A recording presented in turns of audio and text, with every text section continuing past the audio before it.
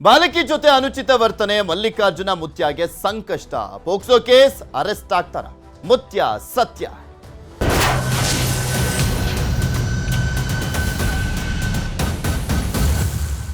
ಮಲ್ಲಿಕಾರ್ಜುನ ಮುತ್ಯ ವಿರುದ್ಧ POCSO case ದಾಖಲಾಗಿದೆ. ತೆಲಂಗಾಣಕ್ಕೆ ಮಲ್ಲಿಕಾರ್ಜುನ ಮುತ್ಯ ಎಸ್ಕೇಪ್ ಆಗಿರುವಂತದ್ದು. ತಡರಾತ್ರಿನೇ ಮಠದಿಂದ ಹೈದರಾಬಾದ್ಗೆ ಎಸ್ಕೇಪ್ ಮುತ್ಯ. ಎಫ್ಐಆರ್ ದಾಖಲಾಗಿದೆ. POCSO case ದಾಖಲಾಗಿರುವಂಥದ್ದು.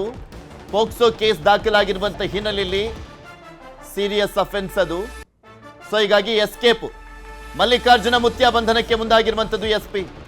ಹೈದರಾಬಾದ್ ಸೇರಿದಂತೆ ಹಲವೆಡೆ ಮುತ್ಯಾಗೆ ಶೋಧ ಅಂತೆ. ಎಫ್ಐಆರ್ ದಾಖಲಾಗ್ತಿದ್ದ ಹಾಗೆ ಮಾಡಬೇಕಾಗಿತ್ತು ತಾನೆ, ಅವಕಾಶ ಕೊಟ್ಟಿದ್ದಾರಾ? ವಿಚಾರಣೆಗೆ ಹಾಜರಾಗುವಂತೆ ನೋಟಿಸ್ ಜಾರಿ. ಮಹಲ್ ರೋಜಾ ಮಠದಲ್ಲಿ ಸ್ಥಳ ಮಹಜರು. ಮಕ್ಕಳ ಕಲ್ಯಾಣ ಇಲಾಖೆ ಪೊಲೀಸರಿಂದ ಮಹಜರು. ಮಠದಲ್ಲಿದ್ದಂಥ ಕೆಲವರ ಹೇಳಿಕೆಯನ್ನ ಕೂಡ ದಾಖಲಿಸಿಕೊಂಡಿದ್ದಾರೆ ಪೊಲೀಸರು. ಮಲ್ಲಿಕಾರ್ಜುನ ಮುತ್ಯ ವಿರುದ್ಧ ಪೋಕ್ಸೋ ಕೇಸ್ ದಾಖಲಾಗಿರೋದು. ಪೋಕ್ಸೋ ಕೇಸ್ ದಾಖಲಾಗಿರುವಂಥ ಹಿನ್ನೆಲೆಯಲ್ಲಿ ನೋಟಿಸ್ ಕೊಡಲಾಗಿತ್ತು ವಿಚಾರಣೆಗೆ ಹಾಜರಾಗುವಂತೆ. ಆದರೆ ಮಲ್ಲಿಕಾರ್ಜುನ ಮುತ್ಯ ಎಸ್ಕೇಪ್. ಹೈದರಾಬಾದ್ಗೇನೋ ಎಸ್ಕೇಪ್ ಆಗಿದ್ದಾರೆ ಅನ್ನುವಂಥದ್ರ ಬಗ್ಗೆ ಸದ್ಯಕ್ಕೆ ಮಾಹಿತಿ ಇದೆ. ಬಂಧಿಸುವಂತ ನಿಟ್ಟಿನಲ್ಲಿ ಮುಂದಾಗಿದ್ದಾರೆ ಪೊಲೀಸರು. ಮಲ್ಲಿಕಾರ್ಜುನ ಮುತ್ಯ ಬಂಧನಕ್ಕೆ ಮುಂದಾಗಿರುವಂಥದ್ದು ಎಸ್ಪಿ. ಈಗ ಆಲ್ರೆಡಿ ಅವರು ಮಠಕ್ಕೆ ಹೋಗಿ ಕೆಲವರ ಹೇಳಿಕೆಗಳನ್ನು ದಾಖಲು ಮಾಡಿಕೊಳ್ಳಲಾಗಿದೆ. ಈ ರೀತಿಯಾದಂಥ ವಿಡಿಯೋಗಳು ಇನ್ನೂ ಕೆಲವು ವೈರಲ್ ಆಗ್ತಾ ಇದ್ದಾವೆ ಈಗ ಸೋಷಿಯಲ್ ಮೀಡಿಯಾದಲ್ಲಿ. ಇನ್ನು ಮಲ್ಲಿಕಾರ್ಜುನ ಮುತ್ಯ ವಿರುದ್ಧದ ಪೋಕ್ಸೋ ಪ್ರಕರಣ ಪೊಲೀಸರಿಂದ ಮಾಹಿತಿ ಪಡೆದು ಮುಂದಿನ ಕ್ರಮ. ಬೆಂಗಳೂರಲ್ಲಿ ಗೃಹ ಸಚಿವ ಡಾಕ್ಟರ್ ಜಿ ಪರಮೇಶ್ವರ್ ಅವರ ಪ್ರತಿಕ್ರಿಯೆ ಇದು. ಗೃಹ ಸಚಿವರು ಕೂಡ ಸ್ಟೇಟ್ಮೆಂಟ್ ಮಾಡಿದ್ದಾರೆ. ಪೊಲೀಸರಿಂದ ಮಾಹಿತಿಯನ್ನು ಪಡ್ಕೊಂಡು ಮುಂದಿನ ಕ್ರಮ ಅಂತ ಹೇಳಿದ್ದಾರೆ. ಸರ್, ಪೋಕ್ಸೋ ಕೇಸ್ ದಾಖಲಾಗಿದೆ.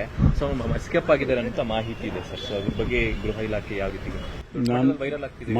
ಮಾಹಿತಿ ತಗೊಳ್ತೀನಿ. ಮಾಹಿತಿ ತಗೊಂಡು ಉತ್ತರ ಕೊಡ್ತೀನಿ. ಮುತ್ಯ ಕೇಸಲ್ಲಿ ಸರ್ ಪೋಕ್ಸೋ ಕೇಸ್ ದಾಖಲಾಗಿದೆ. ಸೊ ಎಸ್ಕೇಪ್ ಆಗಿದ್ದಾರೆ ಅಂತ ಮಾಹಿತಿ ಇದೆ ಸರ್. ಸೊ ಅದ್ರ ಬಗ್ಗೆ ಗೃಹ ಇಲಾಖೆ ಯಾವ ರೀತಿ ವೈರಲ್ ಆಗ್ತಿದೆ?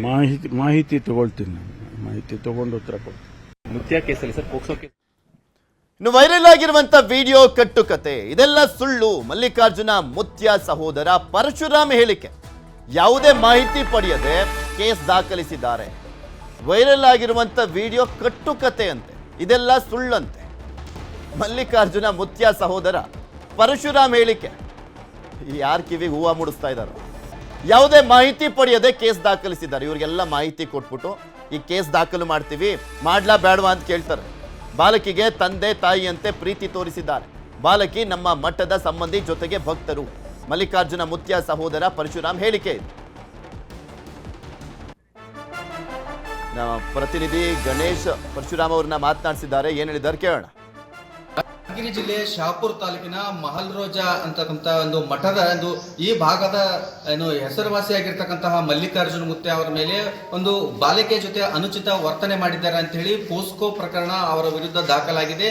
ಈ ಹಿನ್ನೆಲೆಯಲ್ಲಿ ಮಾತನಾಡೋದಕ್ಕೆ ಖುದ್ದಾಗಿ ಒಂದು ಮಲ್ಲಿಕಾರ್ಜುನ ಮುತ್ಯ ಅವರ ಸಹೋದರರು ನನ್ನ ಜೊತೆಗಿದ್ದಾರೆ. ಸರ್, ಈಗ ಯಾಕಾಯ್ತು ಸರ್ ಪೋಸ್ಕೋ ಪ್ರಕರಣ? ನಮಸ್ಕಾರ ಸರ್. ಏನಿಲ್ಲ ಸರ್, ಇದೆಲ್ಲ ಒಂದು ಷಡ್ಯಂತ್ರ.